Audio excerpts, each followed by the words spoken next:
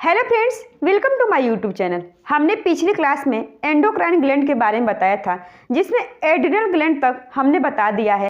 आज हम स्टार्ट करेंगे गोनाड ग्लैंड से। अगर आप हमारी पिछली क्लास नहीं देखे हैं तो प्लीज़ आपसे रिक्वेस्ट है कि आप जाकर जरूर देखिए। अब देखेंगे गोनाड ग्लैंड यानी कि जनन ग्रंथि।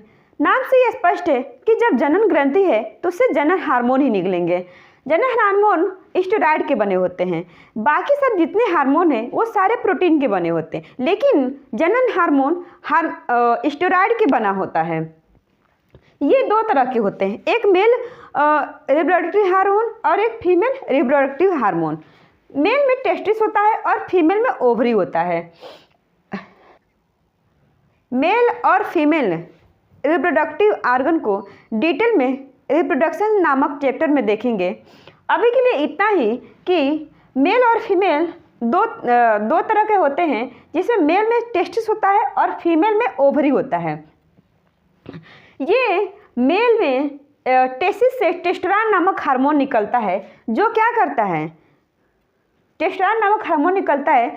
इसी हार्मोन की वजह से यूरिन में बदबू भी आता है। अब हम बात करेंगे स्पर्म।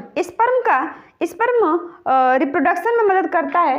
दूसरा है फीमेल, यानी कि फीमेल में भी दो ओवरी होता है। जिस प्रकार मेल में दो टेस्टिस होता है, ठीक उसी तरह फीमेल में दो ओवरी होता है। ये भी क्या करता है, प्रजनन में मदद करता है। आप यहाँ पे देख सकते हैं, फीमेल में कमर के पास दो ओवरी होता है और दो स्पर्म और टेस्टिस की संख्या भी दो होती है। जो दो ओवरी फीमेल में होता है और दो टेस्टिस मेल में होता है। ये दो ओवरी सिर्फ फीमेल में ही होता है और दो टेस्टिस सिर्फ मेल में ही होता है, जो कि क्या करता है, रिप्रोडक्शन में मदद करता है। अब हम बात करेंगे फीमेल, यानी कि ओवरी से तीन प्रकार के हार्मोन निकलते हैं, एस्ट्रोजन, प्रोजेस्टेरॉन, रिलैक्सिन। तीन प्रकार के हार्मोन निकलते हैं। एस्ट्रोजन का काम होता है कि महिलाओं में मासिक चक्र यानी पीरियड का निर्माण करता है और ओवम का निर्माण करता है। दूसरा हार्मोन है प्रोजेस्टेरॉन। नाम से ये स्पष्ट है। प्रोजेस्टेरॉन का मतलब ये हुआ प्रोटेक्ट करना, यानी कि रक्षा करना। जो माँ के गर्भ में एम्ब्रियो यानी कि भ्रूण होता है, उसे क्या करता है, ये प्रोटेक्ट करने का काम करता है, रक्षा करने का काम करता है। यही प्रोजेस्टेरॉन क्या करता है, अब माँ के गर्भ में जब 9 महीने तक एम्ब्रियो का प्रोटेक्ट करने का काम प्रोजेस्टेरॉन करता है।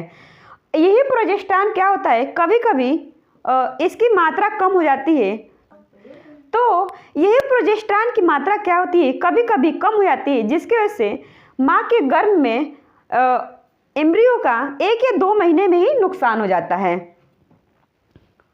ये तो आप समझ गए, एस्ट्रोजन का काम है मासिक धर्म का निर्माण करना, ओवम का निर्माण करना, और प्रोजेस्टेरॉन का काम है माँ के गर्भ में एम्ब्रियो को प्रोटेक्ट करने का काम प्रोजेस्टेरॉन करता है। तीसरा है रिलैक्सिन हार्मोन। रिलैक्सिन हार्मोन का काम होता है जब नॉर्मल डिलीवरी होता है तो ये क्या करता है, मांसपेशियों को फैलाने का काम करता है और रिलैक्स करने का काम करता है, जिससे मांसपेशियों को फैलाने का काम करता है और रिलैक्स करने का काम करता है। तो जब नॉर्मल डिलीवरी होता है तो ये मांसपेशियों को फैलाने का काम करता है और रिलैक्स करने का काम करता है। और यही क्या होता है, जब कभी कभी ये रिलैक्सिन हार्मोन नहीं निकलता है तो जिससे क्या होता है, नॉर्मल डिलीवरी होना मुश्किल होता है। तो दोस्तों, आप समझ चुके होंगे कि एस्ट्रोजन का काम है मासिक धर्म का निर्माण करना और प्रोजेस्टेरॉन का काम है माँ के गर्भ में एम्ब्रियो को प्रोटेक्ट करना, और रिलैक्सिन का काम है रिलैक्स करना, नॉर्मल डिलीवरी के समय रिलैक्स करना। इन सभी चीज़ों को रिप्रोडक्टिव सिस्टम में हम आपको डिटेल से बताएंगे। अभी के लिए इतना ही। अब हम बात करेंगे सबसे बड़ी ग्रंथि, जिसे पिट्यूटरी ग्लैंड कहा जाता है, यानी कि पीयूष ग्रंथि कहा जाता है। ये ब्रेन में पाया जाता है।